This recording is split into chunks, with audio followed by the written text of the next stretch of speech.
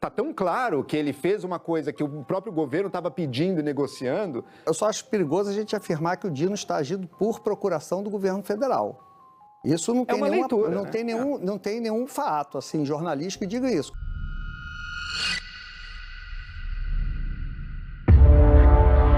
Olá, polêmicos, tudo bem? Emendas do relator. Nome bonitinho, né? Tão bonitinho que esse foi o nome escolhido para substituir o maligno orçamento secreto. Lembra? Na virada de 2022 para 2023, orçamento secreto magicamente virou emendas do relator. Mas e o que mudou além do nome? Nada. Grande, vasto nada. O Congresso anterior, que tinha nojinho do Bolsonaro, criou essas emendas para tirar poder orçamentário do presidente na época, Bolsonaro. Mas o governo do Janjo, o Congresso já é outro. Como assim tirar poder da alma mais honesta do Brasil? Não tem nesse país uma viva alma mais honesta do que eu. Foi aí que, logo no começo de 2023, o Supremo Tribunal do Janjo entrou em ação. Suspendeu o antigo orçamento secreto que estava em vigor desde 2020. Deve ter sido coincidência ter mudado logo que o Janjo entrou, né? Desde então, uma guerra foi formada entre os deputados e o ministro mais peso pesado do STF, Flávio Dino. O ministro Extra GG entrou de cabeça na ideia do Janjo, bateu de frente e rolou pra cima das emendas pra ninguém encostar. E a mídia, que passou um pano pro ministro Extra GG pra decidir o orçamento, agora acha errado quando o dinossauro gigante decide até regra de correção de valor. Joel, você acha que o Dino legislou ou ele tomou uma decisão ali no limite do que o ministro pode tomar, no que diz respeito à constitucionalidade?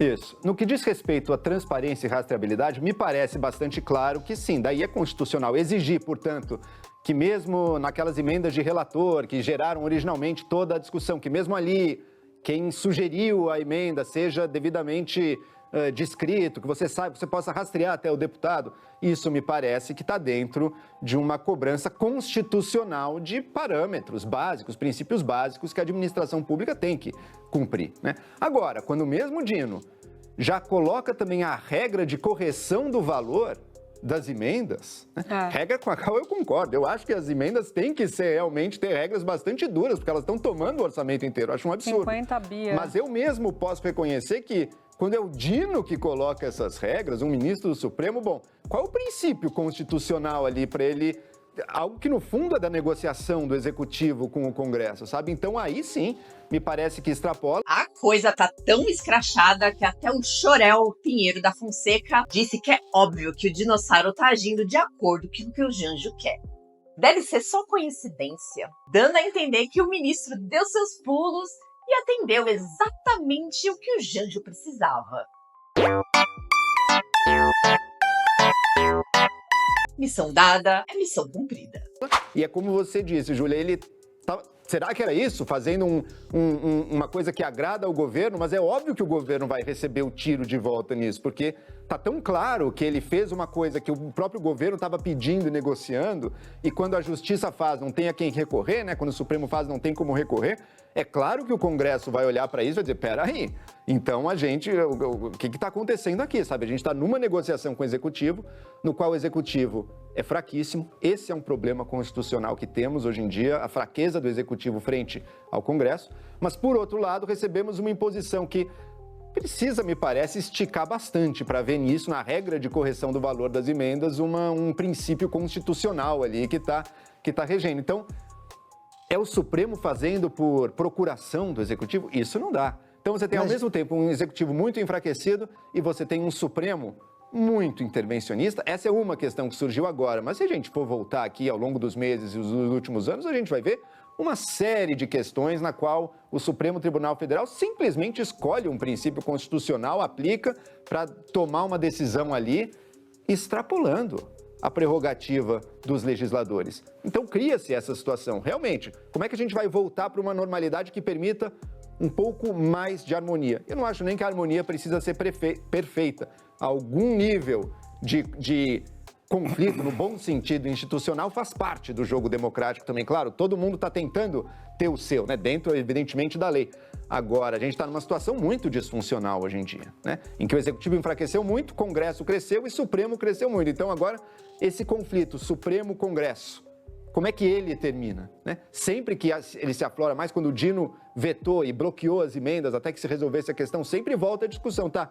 Quais são as armas do Congresso nesse conflito constitucional? Mas quem não gostou nada do sincericídio do Chorel foi o senhorzinho ao lado dele, com uma cara de bunda, só ouvindo que ele tá falando mal do Janjo. Otário Guedes. Perfeita. Algum nível de conflito, no bom sentido institucional, faz parte do jogo.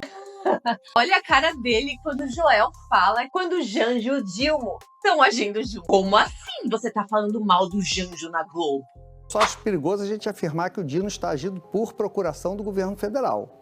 Isso não tem, não tem nenhum fato assim, jornalístico que diga isso. Quando o Joel afirma que, na visão dele, você procurar transparência, a rastreabilidade do dinheiro público constitucional, e quando ele afirma, olha,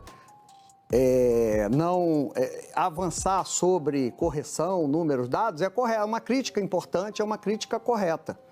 Agora, a partir daí, a gente ir para um patamar de que o Dino está agindo por procuração do governo federal, eu não concordo com isso, mesmo porque não há um fato jornalístico para a gente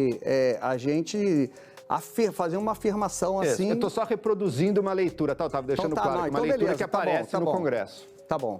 Que aí faz parte da briga ali política das coisas. Achei que você estava encampando, tudo bem. Só eu que percebi a cara de medo do Joel em falar o óbvio, levar uma dura ao vivo. Também perceberam? Cuidado, Joel. A verdade não é muito bem vista aí na Globo, não. Melhor começar a falar Dino e Janjo juntos. Entenda como isso é bom.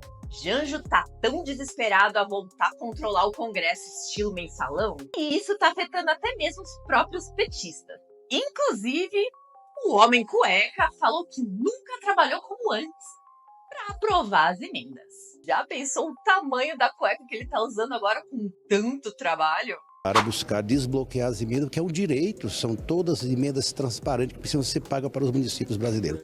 Eu nunca trabalhei tanto na minha vida. Sabe por que o governo quer transparência? Quer transparência nisso, não nos gastos da esbanja, tá? Porque se ele for obrigado a pagar as emendas sem saber qual deputado pediu aquela emenda, não vai poder não vai poder negociar as emendas, não vai poder negociar. E a gente sabe o quanto o Janjo gosta de negociar com o Congresso, né? Saber quem votou a favor, saber quem votou contra os seus projetos. E aí, liberar as emendas para quem tiver um sucesso de negociação. A decisão de bloquear a liberação dessas emendas foi tomada por Flávio Dino, mas rapidamente, tão logo ele decidiu em caráter liminar, ele rapidamente submeteu essa decisão ao crivo do plenário do Supremo. E o plenário se manifestou a favor da decisão do Dino.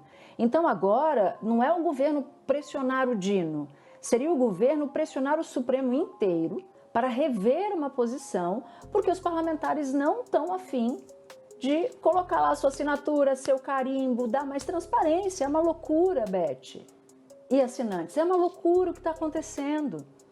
Eles não são transparentes com o dinheiro do contribuinte e eles dizem que não vão votar porque o ministro Flávio Dino, que não é nem o ministro Flávio Dino mais, é o Supremo Tribunal Federal, diz que é inconstitucional não ter transparência. Inconstitucional. Mas o surpreendente dessa história é que por que os deputados, por que os senadores resistem tanto a dizer quem é que está mandando a emenda, dar os dados da aplicação do dinheiro? Por quê?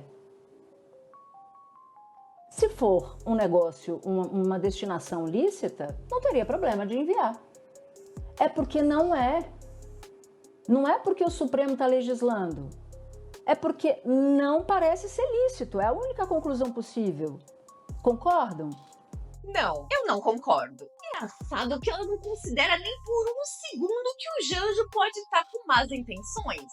Janjo, boa funcionária essa, hein? Boa, pode manter ela. Pode manter. Já o Joel, Joel tá falando demais.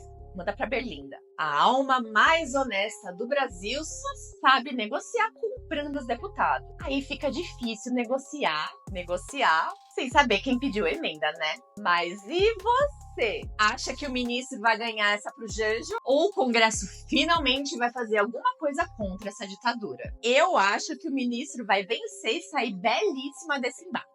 Fatties and daddies, look at me walking, I look sexy as fuck. Deixa aqui nos comentários que eu quero saber a sua opinião. Se você gostou desse vídeo, se inscreve no canal, deixa seu like e compartilha com o máximo de pessoas que você puder para que eu possa continuar fazendo conteúdos engraçados, divertidos e interessantes. Até amanhã e